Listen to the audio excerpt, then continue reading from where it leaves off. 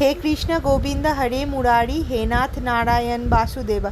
সবাইকে শুভ জন্মাষ্টমী। জন্মাষ্টমীর দিন প্রথমেই আগে তালটা ছেঁচে নেওয়ার পরে আমি আর মিঠি দুজন মিলেই বানিয়ে নিলাম নাড়ু। আর মা বানালো তালের বড়া। তালের বড়া করার পরে আমি সাজিয়ে দিলাম ভোগ প্রসাদগুলো। যদিও সব ভোগগুলোই মা রান্না করিয়েছিল। ভোগ প্রসাদ দেওয়ার পরে প্রত্যেকটা ভোগে দিয়ে দিলাম তুলসী পাতা। আর তা দেখে তো গোপাল সোনার মুখে যেন আর হাসি ধরে না। এই দেখো আমাদের ছোট্ট গোপাল। তোমাদের কেমন লাগলো আমাদের গোপাল অবশ্যই জানাবে কিন্তু। আর এই দেখো আমাদের গোপাল সোনার ভোগ। এখানে গোপালের ভোগের সাথে সাথে রয়েছে লোকনাথ বাবারও ভোগ।